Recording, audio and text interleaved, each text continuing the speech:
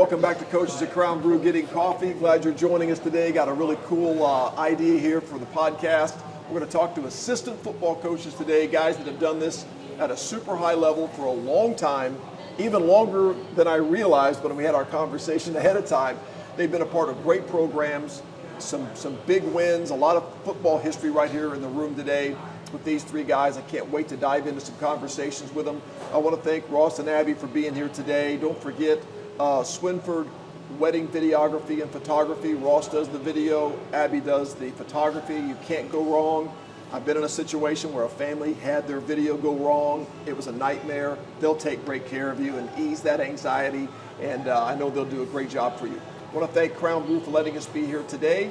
We're out in front today, a little bit different setting. I want to thank my buddy at Adrenaline. I want to thank Jeff and Matt for all they do to help coaches raise money. They're killing it in Southern Illinois right now in a lot of schools. If you have fundraising needs, see them.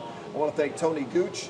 Tony's at Marion Plumbing, and for commercial and residential needs, Tony is a great guy, a huge supporter of athletics in this town, and a great family. He'll take care of you. I want to talk about these three guys. I got Kevin Helfrich, Jason LeGrand, and Jeff Cima. Kevin, you have been a long-time assistant at Carbondale and Carterville. Jason, you've spent most of your career, or all your career, coaching at Murphysboro, and Jeff Cima has been at, I'm going to go back now, Chester, Mount Vernon. Yes.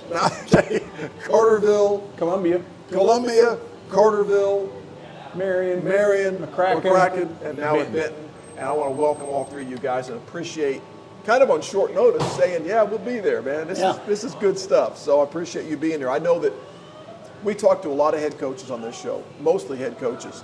And it's great. They're all deserving of all the accolades they get. But I know firsthand that without good assistant coaches, none of that happens. None of the success happens. And first and foremost, I've always said the greatest blessing I've ever had as a coach was a wife and kids that understood what I was doing and supported it. And then my assistant coaches made me look awfully good, awfully smart. So welcome, and good to have you here. We're going to start with some background real quick. We'll start with Kevin. Sure. Let's talk about your background a little bit. Well, background, I was born in West Frankfort, Illinois. We moved all over the place. I was born in West Frankfort, Illinois. We went from West Frankfort to Heron. This was all when I was younger. Heron to Itasca, Illinois, which is just south of Chicago. Wow. Yeah. Itasca back to Heron, Illinois. And then I think we finally moved to Sneed, Alabama when I was in the 4th grade. Sneed, Alabama, a little Blount County, Alabama, just north of Birmingham, about 35 miles. Gotcha. And spent my rest of my grade school and high school career there. Wow. And then I graduated summer of '84, and then we moved back to Southern Illinois, and I played 2 years baseball at Logan, finished up at SIU, and then the rest is history. High school sports? Yes, played all 3 sports, football, basketball, baseball. Yeah. We were very fortunate to end up in Sneed, Alabama at the time in the early 80s. Our high school was probably one of the top 10 high schools in football in the state of Alabama for 2A school. So I think kind of hit the jackpot ending up there. So started as a linebacker my sophomore year, and then did both linebacker and running back my junior and senior year. So wow. Multi-sport guy. Yeah, man. tried it. Cool Tried thing. it. Yeah. Did you have any idea, or when did you have the idea that you might be a coach someday? You know what? I was in school after leaving Logan. I went to SIU, and I was working at the rec center. And I got asked to work some like underprivileged youth camps on campus, and I said, yeah, sign me up. Jumped in, and I knew right then that was the call. Wow, so that's awesome. Yeah. Good. Jason? I was pretty much born and raised in Murphy. Yeah. Played all 4 years at Murphy, from 89 to 93, graduated 94. Went away, worked a construction crew, traveling the country for a year, then came back. Decided to go to school, didn't know what to do, and then thought I'd give back to the sport that kind of I feel like saved my life. Yeah. Put me in the right direction, so I wanted to become a teacher and a coach. Started working at a liquor store, then became a manager. Then at that time, Vernon Distributing came to me. They were a Budweiser distributor, offered me a job. I worked there, and then started coaching in '96, and I've been at Murphy ever since. High school athletics? Played football all 4 years, did track my freshman year, basketball up to my junior year. Yeah. And you were there at a time when Murphy was a really football power for. I played them when I was in high school in the playoffs a long time ago, 1981, and they called up Murphy U back in the day. Man, it was. There's hats still. That's still. They still talk about that, Yes. huh? Oh, yes. Yeah, I mean, it was pretty impressive. So, and then found out beforehand that actually when you were a sophomore, Yes. my Sparta team played Yes. against you guys Yep. in a great ball game. So we're glad you're here, Jason. Thanks Thank you. again. Thanks for having me. Jeff Cima grew up in. West Frankfort, I didn't know this. Yeah. Yeah, the West Frankfort connection. born and raised in Frankfort, Multi-sport guy. multi-sport guy, football, basketball, baseball, track. Yeah. Yeah. You're kind of a legend there. No, That's what I hear. anyway. well, you can ask me. I am. Yeah. Everybody knows that I'm kind of a big deal. Just ask me. But no. I, went to Frankfort, graduated, went to Logan, played basketball for a year. Ended up at SIU graduating. Started coaching when I was in college. When I was in college, coaching the JFL. Oh, wow. Yep, I used to coach JFL and called offense. In Frankfort? Yep. Wow. They had I didn't know four. that. They had 4 teams, 7th and 8th grade teams. 4 teams that played each other. It started my 7th grade year. Like your dad, my dad started it. Yeah. And that's when tackle football started. And then when I got out, I started coaching. I was a big offensive guy. Yeah. So after that, then I knew I was going to coach. Went to SIU, graduated, got my degree, and headed to Chester. You're a math teacher. Yep. So was teaching always the path for you? No. Golly, no. If you know anything about me, I hate school. So, and then looking back at it, here I am at 60, almost 64 years and still in school. Yeah. Every day. But I just, if I wanted to do what I wanted to do, I didn't want to be tied behind the desk. I thought I'd be an accountant, but no, there's no way with, with who I am, my kind of personality. It's kind of, I'm kind of out there. So I switched over to teaching, got a business degree, math minor. Started teaching math, and like Jason said, the rest is history. Yeah. I just got hooked up with some really good people along the way, and That's the key. just I was smart enough to figure out where I wanted to go and who I wanted to be with. Yeah. And of course between me and you, with just luck. Yeah. It just happened. Yeah. So coaching influences at an early age for you. Oh, it's my high school coaches. Yeah. By far, our defensive coordinator played at Auburn, and he was also the punting coach. And I actually did some punting in high school. Really? And my high school coaches, I still talk to them today. So yeah, that was an influence. I wanted to do what they did and try to follow their footsteps. So. Same here. High school coaches, Coach Jim Woodward. Yeah. The Bullock. Yeah. Bull has been a big part. Yeah. He's been there. He was my PE teacher, my driver's ed teacher, my assistant principal, my defensive coordinator, and then he came back and was part of the staff. So it's always nice. Yeah. So and also Danny Baker. You can't forget about him. But yeah, they were just really good guys, and they just made you accountable for things. Yeah. And that's what I felt like I needed. So You said it kind of saved your life. yeah, I mean, I had fun growing up, and Coach Woodward told me, he goes, either you're in or you're not. Yeah. And he was there to get me through some tough times in my life. Yeah. And I appreciate that from him. And it helped me. It helped me graduate. I went from just being an average student to being an honor student my senior year. Really bought in and just said, I'm all in, coach. This is what I want to do. And it just helped me. Yeah, it's amazing the influence that athletics can have. It did the same thing for me. It gave me a direction that I needed to have. Yeah, I mean, it was. And that's why football, I believe, is the best sport for that, because it's your everyday. Every day you're out there in the real world, you'll get knocked down. You got to get back up and you got to go. I mean, there's just not like basketball, baseball, you can have 1 or 2 guys to help you win games. Football, you got to have 22. Yeah. You got to have 22. Yeah, you can have a great pitcher. Yes. And not contribute a thing and win a ball game 1-0. Yes, you can. But one guy's not going to win a football game, No. right? And you're right about that. That's a great point, because football is nothing but adversity. When you think about it, I mean, everything from the weather conditions to the officials' calls to good opponents to even the ball is shaped adverse. It does, unlike the basketball and baseball, you don't know how the ball's going to bounce in football. Everything's adverse, and I think it teaches a life lesson about there's a lot of adversity right out that window. Every day. Every day. Yeah. And it's like that in the real world, and that's why I love the game so much. Yep. Great point. How about your coaching influences when you were young?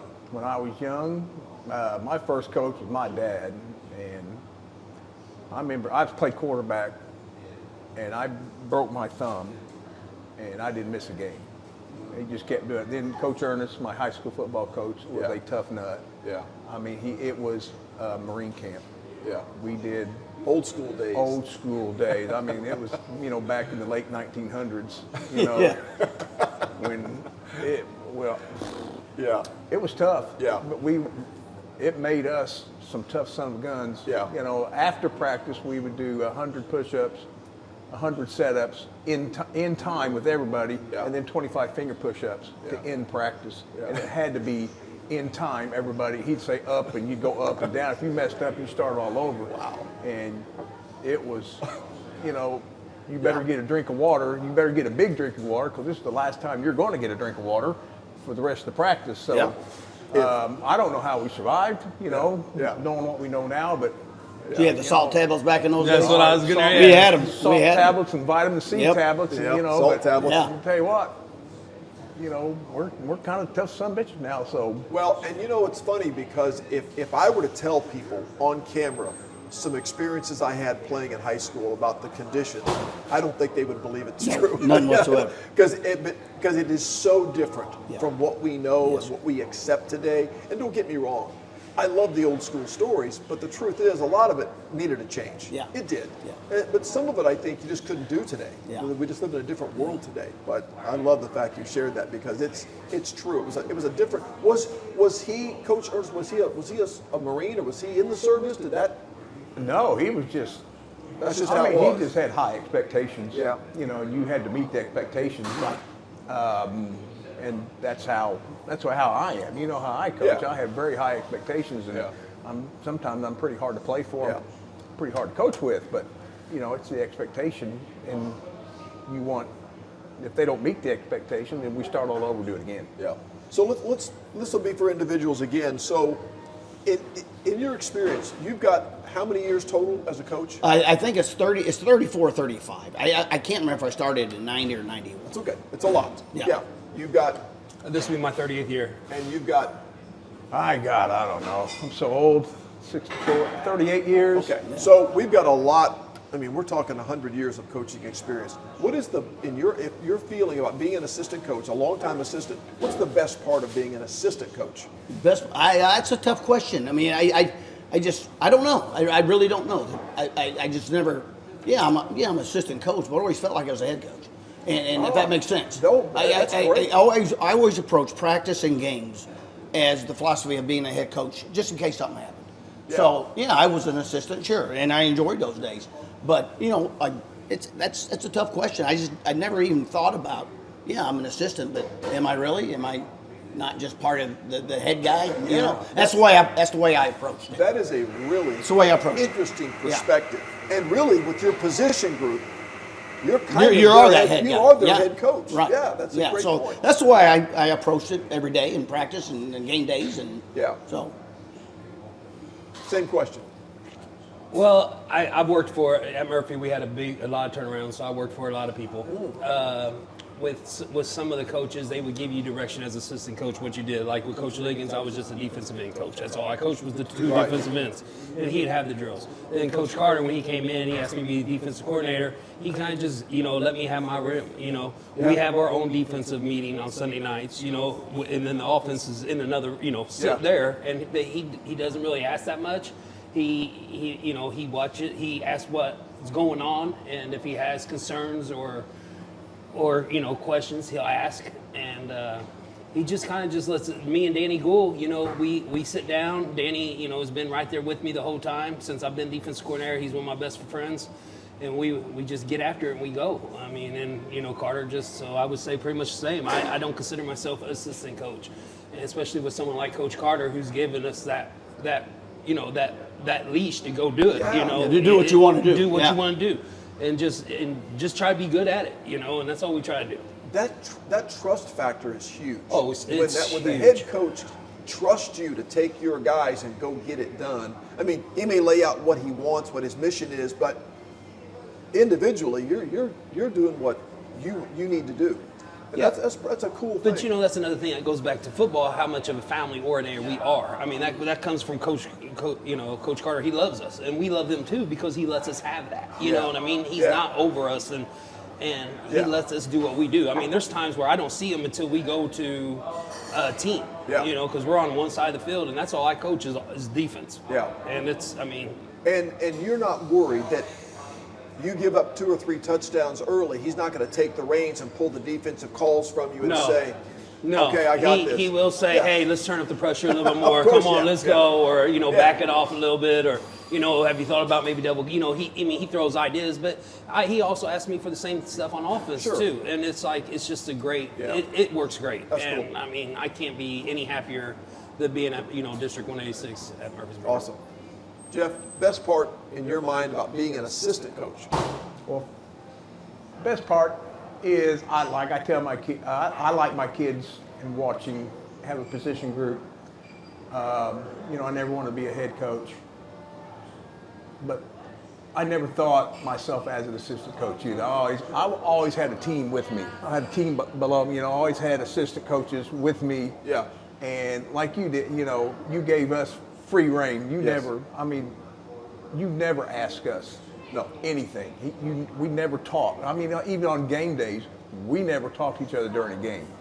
I mean, we would pass each other, and it was, we wouldn't say a word to each other. We weren't on the same frequency a lot of the time, and that's what like you said, always. That's interesting. I always wanted, if my kids made me happy, or my assistant coaches made me happy, and if I'm happy, then the head coach is happy, and then That's right.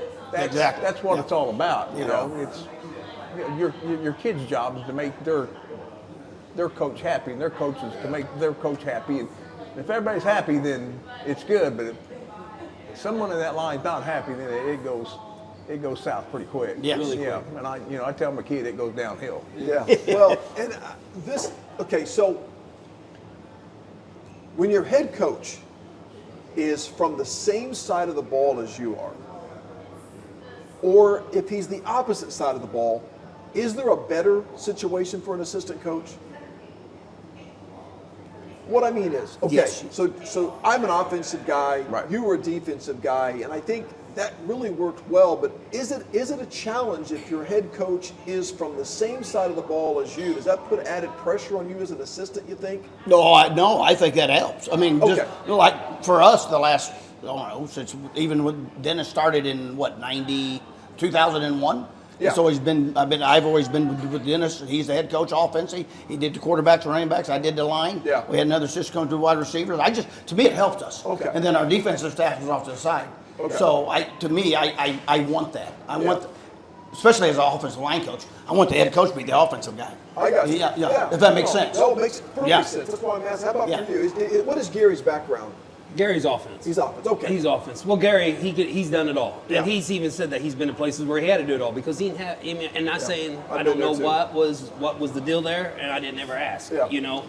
And but I coached the offensive line Gary's first year here because we had Jared Carnes as our defensive coordinator for 1 year. Then Right. then he backed out. Then Gary asked me to be the defense. So working with the offensive line with Gary we really developed a lot of trust. And I mean, he gave me the old line. He worked with the backs, and it was fun. I mean, you know, but I got to learn, how the wing T blocking system. Yeah. And and I fell in love with it. Yeah. Get all the angles that we can get, and Yeah. So Jeff and I have a story. I have a story about Jeff and I coaching because we started scoring a lot of points in our offense. And what we found was if we're winning late in the game and we had the ball, there's a saying that says don't score too quick and give them the ball back. And I found that every time I slowed down and we lost our rhythm, we wouldn't score at all. Yeah. So I went to Jeff and I said, Jeff, I can't not run our up tempo. I said, every time I do, we lose our rhythm. So I said, he looked at me and he goes, just score. Just Because I don't care. That's right. And I Yeah. love that because he gave me the freedom to stay up tempo if it's working. And I said, I'm going to leave too much time on the clock. He said, hey, that's my job. Just stop them. Don't worry about it. Don't break your rhythm. If you're rolling, don't try to slow it down and start huddling up. And I'll never forget that. I told that story to many people. I said, Jeff green lighted me because I didn't want to hang him out to dry and say, oh, I left him 3.5 minutes when I could have ran the clock down. I just couldn't get the end zone when I did that. We would stall. So he said, just score. Don't worry about it. Right. We'll get a stop. And most of the time they did. So Yeah, we figured it out. We'll figure Yeah. it out. Well, you know, as a defensive coach, my favorite is run the ball. Just run that clock. Run that clock out. Yeah. Yeah. You know, yeah. just, I mean. And we would try to keep it in bounds and try to run the ball, but we just couldn't slow our tempo down because sometimes that was our biggest weapon. Yeah. Oh, sure. Yeah. I'm still that way. I want our offense to go out there and score as much as possible. They don't slow down. Score. If you take 19 seconds off in 3 plays, I don't care. I feel like I watch NFL. I feel like sometimes Yeah, they I do lose think- their rhythm, slowing down. Yeah, they do. Trying to keep, a good quarterback, Patrick Mahomes, from getting the ball back too quick. I'm thinking, well, there's no guarantee you're going to score. But worry about that problem after you get in the end zone. So I don't know. Right. But so you kind of answered the question. You said you never desired to be a head coach. Never desire. You got to know your limitations. You're the guy that could do the public thing and talk right and and schmooze and handshake. And you know me, I'm not that way. I'm who I am all the time. Yeah. A little outspoken at times, a little rough around the edges, and I'm just not a head coach, and I knew it. Did you desire that at any time, or have you ever? Oh, I mean, there is a point where I would love to be a head coach, and I have been asked, to apply at places, and I have turned them down because I couldn't see myself leaving Murphy, the place that I love, that I grew up, Right. that I played, and that Coach Carter and our staff has brought back, the winning ways there again, and it'd be hard for me to walk away now. Whenever I'm ready to pick up and move west, and if something's out there, then yes, I would. Okay. I would love that. Okay. Head coach? I had an opportunity years ago when I was at Carbondale. I got an interview up north, and I was offered a job, and it just didn't fit. It didn't fit for me at the time. Yeah. I was offered the job. They called me on the way home. I went up and interviewed. I wasn't 20 miles out of town, and they offered me the job, and I turned it down. Something just didn't feel right.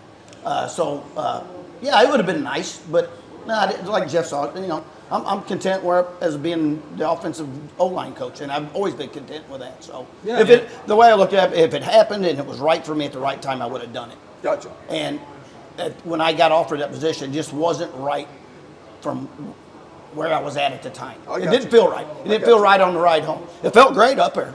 Really? The interview was fine.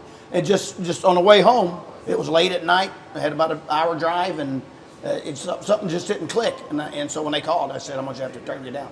When I set this, And I never looked again for another one. Well, that's so. interesting. Never again? Nope. Wow, interesting. When I set this up, I had no idea. I mean, I had high expectations. It would be great to interview coaches. I think it's turned into a master class for coaching. I mean, if a young coach could sit and listen to these coaches, like you guys That's what I was tonight. going to say. Who needs to listen to this podcast is young head coaches are Yes. struggling and want to be coaches. Yes. Because if you don't surround yourself with the right people, That's right. and I got kind of a story how I look at assistant coaches. You look at a drone, all right? Your team's the drone, all right? The head coach is the guy that controls it, and that thing, it can go right, left, up, down, frontwards, backwards, and you always have to sit on that. Yeah. We always said you have to sit on that nest the whole time. Yeah. Because it can go sideways anytime. In a hurry. Your assistant coaches are the battery. Yeah. They bring the energy. Yeah, I agree. And if you go to Dollar General and you buy crap batteries and you have to replace them all the time, you're gonna have crap assistants. And if you go buy Duracells, the good kind, they're going to stick around. They're going to work. They're going to be efficient. You don't have to replace them that often. But I like to think that we're kind of lithium batteries. Yeah. where you just plug me in at night, I get charged up, I'm ready to go the That's next right. day. That's exactly going, right. going, Hey, going. all day long. You don't have to replace me. You never had to, you know, you knew you didn't have to replace me. We're going to be there every day. Yeah. And you don't know, some assistant coach, you may hire one, but they may be not that good. Yeah. You know, and you're plugging in with, you better find the right people before you become a head coach. You better have a staff around you. Oh. Because I see it a lot, and it's hard to find a staff now. Yeah. It's hard to find young coaches. Absolutely. There is, I hate to say it, there's garbage out there. And everybody wants to be a head coach, and nobody wants to start. Nobody wants to put the time in. Nobody wants to be the head sophomore coach for a couple of years Yep. at Mount Vernon, like I was. Will be the head freshman coach at Columbia, Illinois, you know, with 11 players, and you got to put the time in. And then going back to the head coach thing, once we got together, and I did defense, that's all I worried about. Yeah. I don't want to be a head coach because I don't ever think about offense anymore. Yeah. I could care less about what you run As or long as you what score. you run because everybody runs the same stuff. Yeah. It just looks different. That's right. You know, Well- we just, you know, I look at how you block it. Yeah. And that's all I That's do. exactly it. And, Yeah. and the rest of it, I care less. Yeah. I think I think one of the biggest challenges I see, and I think you make a great point, Jeff, and it's a great analogy, is that when I look at young coaches right now who are struggling, they take a lot of heat, they take a lot of blame, but I want you to take a look at their staff. Oh, yeah. You know, I'm not indicting any particular school at all. I'm just thinking out, you know, what kind of help do they have? Yeah. Because listen, this is not a one-man job. No. It never was. It never will be. I mean, even when I was at Flora, I had a small coaching staff, but man, those guys were there every day, dedicated, wanting to learn. Some of them were old-time line coach Les Odell was amazing from the day I got there. But I had those guys, and even though I had to call some defenses the first year and stuff, they were all in, and that mattered to a young Sure. coach because I was 27 years old, and they were in, and that's a big part of it. It isn't even how much they know, but how dedicated are they, as you said, Yeah. that energy, that enthusiasm, and they help me pull kids in and have that cohesion.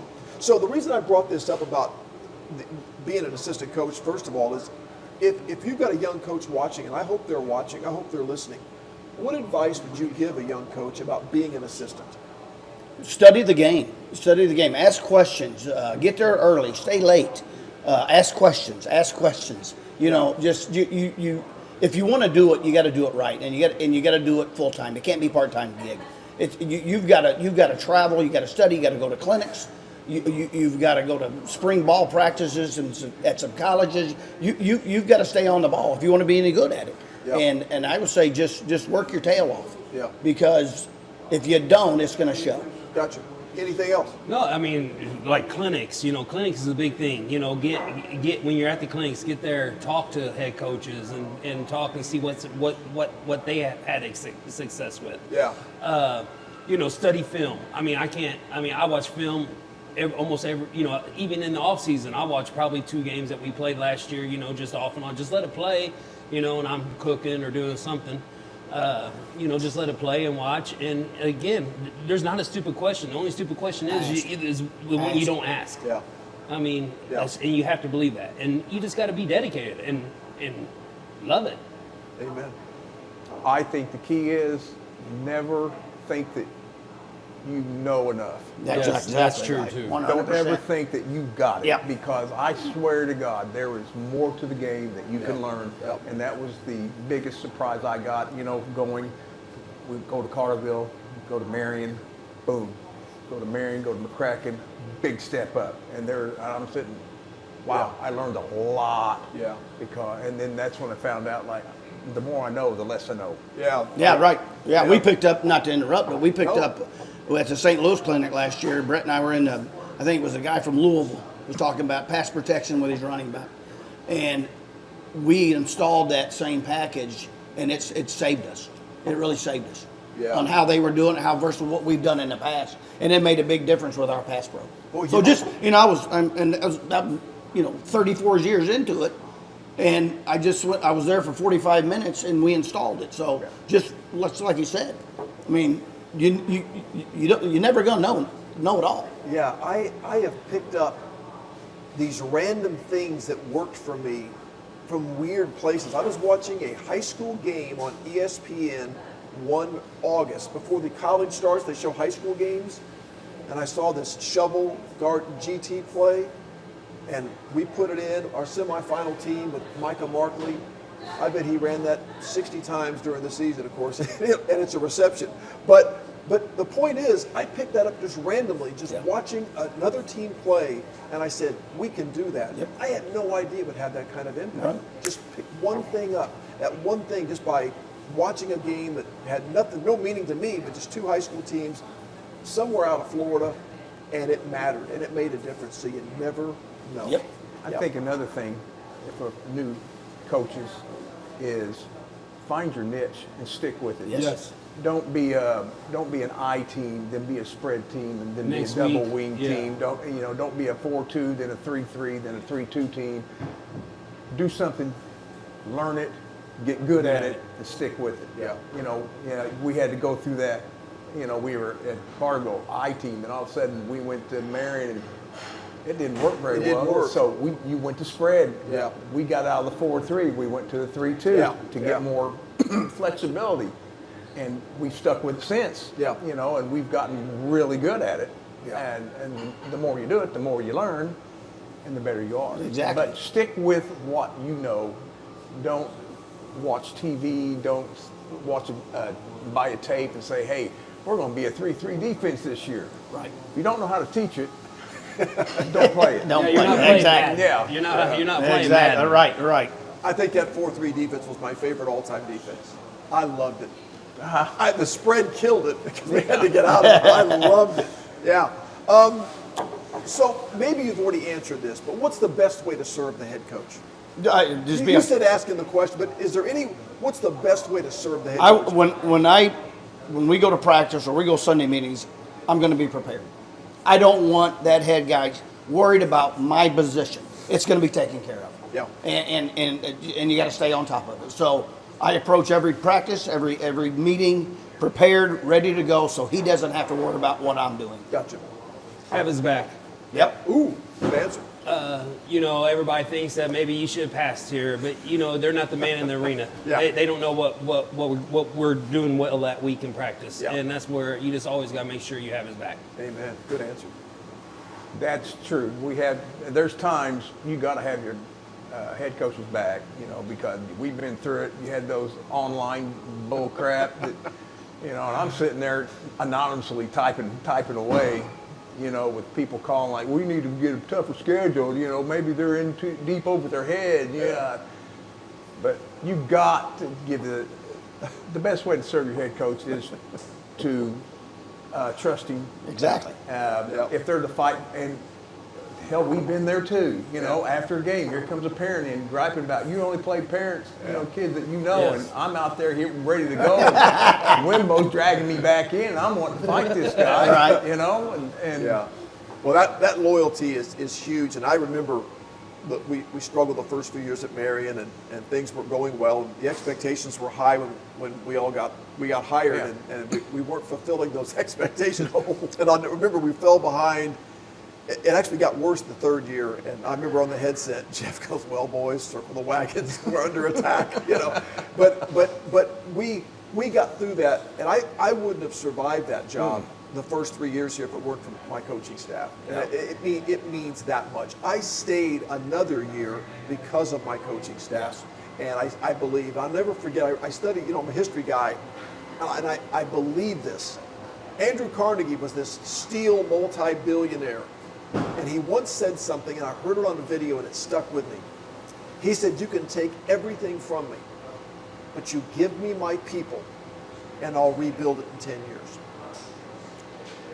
That spoke to me because I felt like as a coach, if you give me my guys, put me someplace, we'll build a winner. Yep. And that may be arrogant, that may be conceited, but I think you have to have that mentality. That if you give me my guys, I don't care about the facility and all that stuff, give me my guys and we can be successful. And I think that's where that loyalty part, that trust part, and that being prepared every day, it is powerful. Yeah. Yeah, it's big. What has kept you guys motivated? I mean, you've all been doing this 30 plus years. What keeps you motivated? Just the competitiveness of it, the love of coaching kids, seeing the excitement in kids' eyes, after a big win, or even see their down emotions when you lose a big one. Yeah. It's just I just love the game. I love the competitive game. I love the camaraderie with the coaches and players, and just being a part of it. Motivation. Well, Friday nights. Friday Oh, night's like my heaven. I believe that. That's heaven. That's my heaven. There's no other place to be on Friday night than on a football field. And then get to run into these guys that, you get to play against, and then, you talk to throughout the summer and stuff. Yeah. And of course, the big key is to bring home that victory for the community. Because when you have a strong community like we have at Murphy, it's a great thing to wake up that Saturday morning and go to the breakfast thing, and they want to you on that. Exactly. But you don't want to go when you lose. But that's just part of it. Yeah, that's such a good feeling. It's just, it's for the love of the game and to see the smiles on those kids' face, and whenever something good happens. Yeah. Motivation, Jeff Cima. Oh, taking an average kid and making him good Yeah. is my biggest motivator. Yeah. I'm really That's big into good. technique and doing things right and, That's a good one. and Yeah. making it just Yeah. making kids be, if I say you're going to be all conference and I'm going to make you all state. All conference, I'll make you all south. If all south, I'm going to make you all state. Yeah. And then, like you said, Friday nights are nice, but we've talked about this before. Friday nights, football's a drug. All right? It is. If you win on Friday night, it's a temporary fix. It is. It's just because on Sunday, You're back at it. you're starting to go down, and then if you lose, it's devastating. Yeah. And I know that's not a healthy way to live. It's not. It's not. It's not. It's not. When, I coach with the fear of not to lose. Yeah. I just don't want to lose. Right. And that's mentally that's tough. And It that's is. tough on your wife. It's tough on, when you lose, you don't want to go to church. Like you said. But winning, you get that real rush. But it's not enough. Yeah. All right. It's not enough. And the camaraderie with if you got a good staff, you love you hang out after practice. At Benton, they're great people. Yeah. I love them to death. Coach Groves and Casey and our defensive staff, we get along, and it's a special place to work where I am because I'm glad they brought me in for 6 years. It was like our staff, when we get together, we didn't talk football. We talked about a whole lot of other stuff. Yeah. And we Had a lot of fun. Yeah, Yeah. and we still do that, and Yeah. that's the one thing that I would miss is not really the games, because I already know once I quit football, I'll never go to another high school game in my life. I'm not going to sit in the stands and watch a game. Yeah. It's going to have to be from the field. But after going over to the head coach's house and eating and sitting around talking. Oh hell, and burning stuff. Being done, I miss winning. I miss that feeling of after the game's over, we've won and everything you've worked for. I miss winning. I don't miss everything, but I miss winning. And there's no feeling like opening your eyes up on a Saturday morning. Yep. And the first thing I think when we've won, there's a feeling that comes over me in that bed. Yep. Wow. Yeah, I know. Now, I agree with you. It doesn't last very long. Doesn't It last doesn't. very long. And it can't. Because Back to work Sunday. You're right I back. made it so that I made sure I used Saturday Me too. either to enjoy the win or to get through the loss, but don't do anything football Saturday. Sunday, it was right back there. That's right. Right And back that to way- work. Saturday is a that dead day way for did me the too. thing. That's what you taught me. Saturday, I do, and I tell them I will do nothing Yeah. football. Don't I text think me that's about a healthy. game. Don't call me about a game. I do absolutely nothing. I'm not going to watch film. Yep. I get one day. I'm a college football guy, and that's all I Yeah. do on Saturdays. I I do got a one little game. heaven out back on the patio with the big TV, and I sit out there. It starts at 11 o'clock, and I may go in at midnight. You can ask my wife today. Oh, that's a good feeling. Yeah, Oh, it's the I best know. feeling. Just- And then I'll get up Sunday, and then the film session Usually starts. that very last game that comes on Saturday Yeah. night, and I'm sitting there, I'll break out the laptop and Yeah, I'll just right. throw on a film and watch the game and just look, just get an idea for it. But Yeah. usually Saturday, no. Once I got a peak, Jason. Once I peaked at the next game, Yeah. it was over. if I looked at 2 plays of our next opponent on watched the Saturday, I whole just thing. snuck a peek, I'm done. Yeah. I couldn't. So I had to completely stay away from it. Okay, real quick. This is a football question more than an assistant coach question. When you're doing a defensive game plan, what do you look for first? When you see the opponent on film, Yeah, get out of here. he's going to get the same thing. I know. I already know what I look for from you, and I know what I look for from you. What do you look for? I mean, I got you guys down. Yeah, you do. Look for the consistency of some plays. You know, what do they like to run most? You know, if it's like a trap, you know, how are we going to stop the trap? Who runs trap? Yeah, who runs trap? I usually look at their top, you know, their formations. Let's say they got 10 formations, and I usually just take the top 3 plays, run and pass, and then Yeah. that's where I look at and see Okay, so what they do best. what they do best. Gotta because stop that. yes, you Yeah. got to stop that first before you can. If they beat us on a flea flicker or a double pass and they haven't shown it, Yeah. or bring in a tight end with another Yeah. number where you haven't shown all year, yeah. Sounds like some old blood coming out there, man. But yes, Yeah. I mean, but Okay. you have to stop what they do best before you can do anything else. Where do you start? Where do I start? Yeah. I look at blocking patterns. Okay. Yeah, I just look at the front line. What are you doing up front? I look, what do you do when you pass? You know, how do you pass it? Who you pulling? You know, the better the teams, like your Carterville, like Murphy, we get really good reads.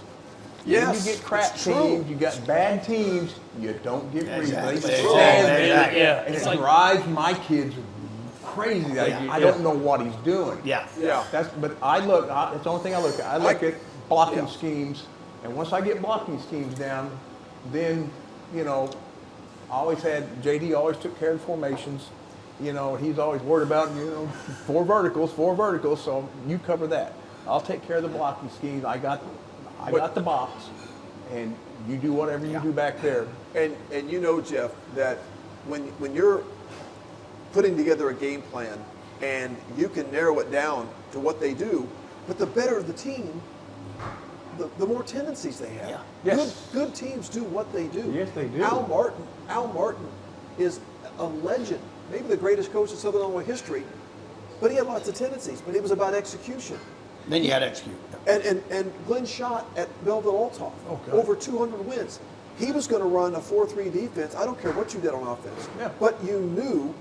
But could you stop it? I mean, could you do anything against it? So let's go to the offensive line now. The old line guy here. Yeah. I'm looking at the box. First and foremost, when you look at the box. I'm looking at the box. How many's in the box? What front? You in a 3-man, 4-man, 5-man front? How many linebackers you got? Are you walking a safety down under certain down and distances? You know, I don't mess with the passing scheme at all. I'll protect it for you.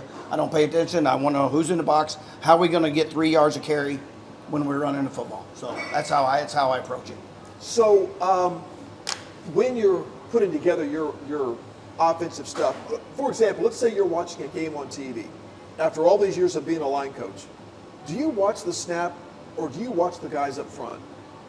When you're watching a game as a fan, do you watch it as a fan or are you watch the line play? I watch the line play. That fascinates me. Yeah. Because most people don't. Yeah. Yeah. I've always have. It's what I do. Yeah. Yeah. I figured you did. Yeah. I think a lot of us do. I mean, Yeah. you know, I do the same thing, but then I'm also a fan, you know, because I mean, I could be sitting around, you know, with a bunch of buddies and watching, and I was like, man, did you see what that guard just did? And they're like, what do you mean? Rewind that. Yeah, Look at this. exactly. They're like, oh my God. Yeah. I love Watch the it. guard? Yeah. But Yeah. I mean, but that's part of the game. Yeah. That's what makes the game fun. Well, the other night watching an NFL game, I got fascinated by the line play. I mean, I don't Yeah. know the average fan. Why would they do that? Yeah. They were getting off the ball. Yeah, One team getting off the was, ball. and I Love was when the like, center pulls. Oh my Yeah. gosh! And I was like, this is textbook, man. Okay, this is all coaches. Just some thoughts. Big change in football to me. When I started coaching, a freshman, sophomore, they did not play varsity football. If they did, it was a rare occasion. Why is it so prevalent now that so many freshmen, so many sophomores are contributing on Friday night? I think it's a numbers game. I think for Okay. a lot of us, it's a numbers game. We numbers have gone down, and we rely on a lot of sophomores to help it. I mean, we probably had 3-4 sophomores that started varsity football on both sides of the ball that would have made our JV team better. Yeah. But they're not there because we got them at the varsity level. So I just think that there's so much more to do out there than with the kid, for the kids. You think it's numbers also? It's definitely numbers. I Yeah. mean, and it's just a lot of kids don't want to work either. I mean, to play football, you're dedicating your whole summer out there when it's 90-degree plus. Yeah.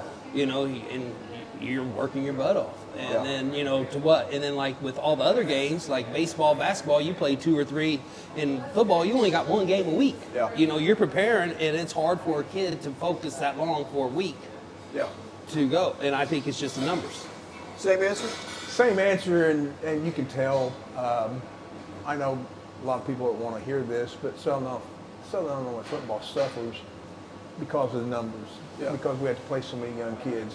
We go up north, they're full platoon. Yes. They're not playing 2, 3, 4 guys both ways. Or sophomores or freshmen. They're definitely not playing youngsters. Yeah. We're playing 14, 15-year-olds. They're playing 17, 18. That's right. Makes a big huge difference. And it's all about numbers. Are young kids more ready than they used to be, though, you think? Is that part of it or not? Or some of them are? I don't know if they're more ready, but if you have to have them, you better get them. Yeah. So Yes. yeah. I mean, our right tackle this year, I think it was week 8, and I started. We knew we clinched, and we knew I always take the lineman out for wings, the Buffalo Wild Wings in the playoffs, and so week 9 comes around. I presented it to him week 8. Week 9 comes here, say, hey, we're going to go next week. Let's figure out rides. And so everybody had rides, and I looked at the right tackle, and I said, you got a ride? I said, you driving? He goes, Coach, I just turned 15. And I'm like, I said, you just turned 15? And he was our starting right tackle all year. Yeah. So, it was kind of a shock. you know? I mean, it is a change, and I don't think I may be wrong on this. I don't think I started a sophomore until Zach Schumacher started a defensive tackle as a sophomore, and that was late 1990. I had been coaching almost 10 years before I started a sophomore. Started one, not played one, but started one. I think in '95 we played on defense. We played a few because they were just really good. Well, that's a good point. I would say in '94. '94 we played. We had to because we were just that bad. That's a good point. And they were that good. The three of you coach, ironically, in towns that really supportive. How big a deal is the support in Carterville, Murphysboro? Yeah, it's amazing. Especially game day. Friday nights when we're out there warming up, all the kids are playing football up on the hill. Yeah. And then when we go back in, they all start just to navigate towards the locker room. Yeah. And they're all giving us high fives on the way in. And then when we come out for game, they're all lined up in a tunnel. I mean, just the excitement in the little kids knowing that they're going to be in that future line. Yeah. It's pretty cool. That's cool. Oh yeah, same here. I mean, Murphy is just really supportive, and Gary can answer. Like, we had our sports banquet the other night, and he was like, "I got to do 100, thank you cards because it's just people just always just seem like they're just going out of their way for us." Yeah. And but it's just not football. They do it for the other sports They too. do, yeah. I mean, but it helps when you win. Amen, brother. I mean, win solves a lot of problems. I have a thing on defense that if we pitch a shutout sophomore, or if anybody that's on varsity, I'll buy them all biscuits and gravy on Saturdays. Yeah. If you score defense, I take you out for ribs during the week after practice one day. Just that individual, and that's a great opportunity for me to sit and talk to the saying kids. that my kids are going to hear this. I don't give my kids nothing. Pat on the back, right? Yeah, pat on the back and just get out there and play hard. But when I do that, like Cindy B's, they take care of me. When I do the biscuits and gravy, or I do the ribs, 17th Street takes care of me. But I mean, it's great to be part of a great community that just A lot of fun. it is. You've been a part of Carterville and Marion and now Benton, and you've been a part of some really good football towns. A lot of good football towns. Carterville they just went absolutely bonkers. Because when we got there, they weren't very good. Yeah. Matter of fact, they're terrible. Yeah. And then all of a sudden you turn around, you start winning 13, 14 games, and then the expectation is there, and they get behind you. And then Marion, same thing. We weren't very good. All of a sudden we got good, and now everybody thinks Marion's been good since 1800s. Benton had been, but they're putting together, and the support. I get it, Benton. The support is, for a small town, it's unbelievable. Yeah, I agree. How many of not just the corporate and the private ownership and the church is just how much they give you. I mean, we had one church, one of our pregame meals, we had 2,600 wings that they cooked themselves for the kids. 2,600. That's a lot of wings. That's a lot of wings. Yeah, My I God, did hear that. they demolished through them, and you know that's what it's all about. So, almost done. Playoff system. Keep it the way it is. Make changes. Let everybody in. What do you think? I think it's a mess. I don't know how you fix it. I mean, it was just like you guys this year. You got to flip a coin, decide which way you're going. Yeah. I grew up in the state of Alabama where you knew at the start of the season where you were going to be. Oh. It's just, I mean, you had to win your district games. You had non-conference, we had district games, and you had to win your district. Right. And then based off of school size. I don't know. I don't know the answer because you got your private schools that are bumping up and down. Yeah. And you don't know at the start of the year where you're going to be. No. I don't know. I think it's a mess. It's just, I don't know either. Are you for everybody getting in the playoffs? No. And I'm not really for. No. I know because that takes away the game. That's what makes football different than any other sport. I agree. Football is the only one you got to qualify for in high school. Everybody else goes to regionals. Yeah, exactly. Everybody goes to but.